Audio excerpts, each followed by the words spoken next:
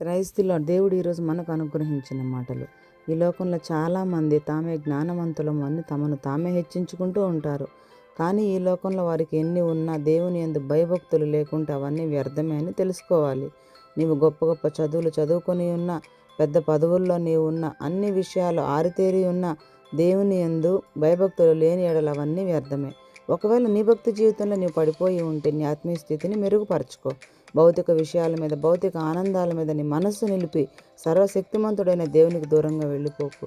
నీ పూర్ణ హృదయంతో, నీ పూర్ణ ఆత్మతో నీవు దేవుని ప్రేమించగలగాలి. అప్పుడే నీవు నిజమైన జ్ఞానవంతుడివి కాగలవు. దేవునిపై భయభక్తులు కానీ, తద్వారా కలిగే జ్ఞానాన్ని కానీ మూర్ఖులు పట్టించుకోరు.